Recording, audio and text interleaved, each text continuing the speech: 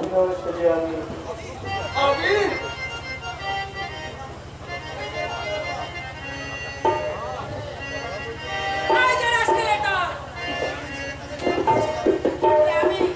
সবাইকে যে যে কাজের ভার দিয়েছিলাম তা ঠিকমতো করা হয়েছে? হ্যাঁ বৌমা, আমি তোমার লিস্ট মতো সমস্ত কসমেটিক জিনিসগুলো এনে তোমার ড্রেসিং টেবিলে সাজিয়ে দিয়েছি বৌমা। আর আমি এইটো বাসনগুলো বেজে দিয়ে তোমার শোয়ার ঘরটা পরিষ্কার করে দিয়েছি বৌদি। Very good.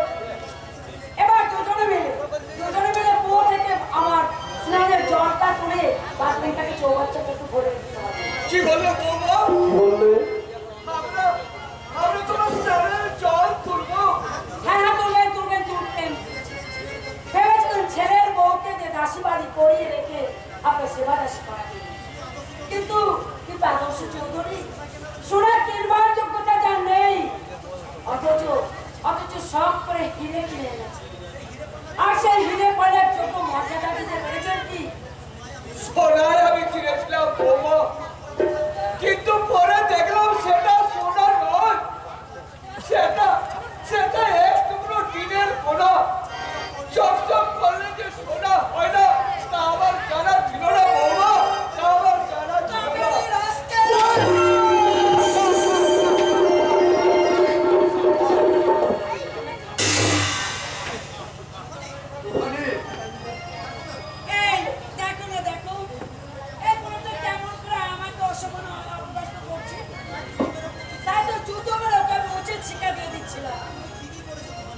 তুমি ঠিকই করেছিলে তুফানি। এই না হলে তোমার চরিত্রের সঠিক মূল্যায়ন হবে কি করে? মানে আমি বলছিলাম তোমার এই সুন্দর দামি জুতোটা এই বুড়ো মানুষটা শক্ত গালে না মেরে যদি তার আগে তোমার গালে একবার মেরে পরীক্ষা করে নিতাম আমার মনে খুব ভালো হতো। Sorry Tufani, I am very sorry. আসলে রং ভরা টিনে যতই রং লাগাও না কেন সেই রং ভেদ করে রং ঠিকই ফুটে উঠবে।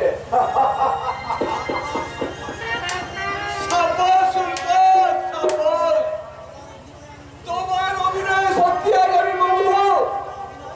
অভিনয়? হ্যাঁ অভিনয়। অন্য ভাইয়ের সামনে দাদার অভিনয়, আর পরস্ত্রীর কাছে এক তথ্য স্বামীর অভিনয়। ও তাহলে আমার অভিনয় আপনারা ধরে ফেলেছেন? ভালোই হয়েছে। আমার অভিনয়ে আপনারা যদি এতই মুগ্ধ তাহলে অভিনয়ের পুরস্কার হিসেবে এই উইলে একটা সই করে দিন। না, কোনো কাগজ আমি সই করবো না। না করলে আমরা জোর করতে বাধ্য হবো। এবারে ঢুকলে কেমন করে? কথা নয়, যদি প্রাণে বাঁচতে চাও তাহলে দলিলটাকে সই করে দাও। বললে বৌদি জোর করে তোমরা আমাদের সমস্ত সম্পত্তি কেড়ে নেবে? হ্যাঁ নেব। কি করবে তুমি অন্ধ কানা কোথাকার? কানা হলেও এই হাত দুটো আমার বন্ধু নয় বৌদি, তাই ইচ্ছে করলে হাত দুটো দিয়ে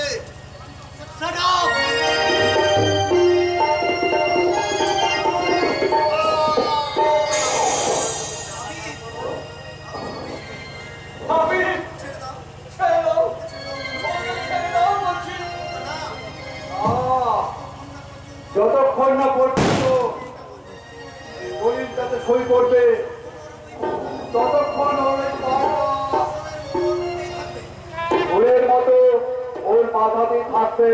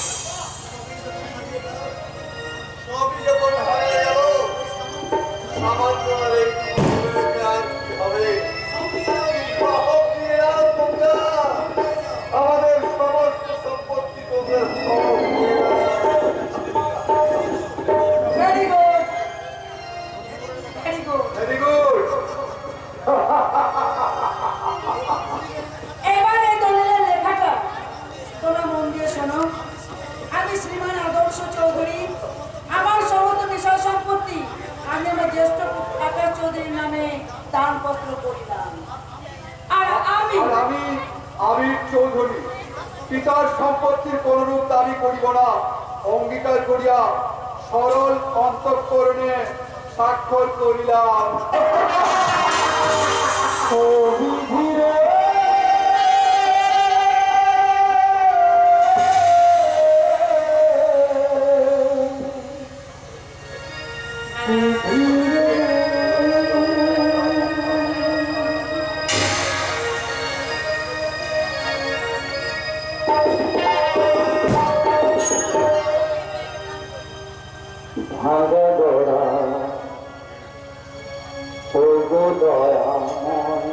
বিধাতা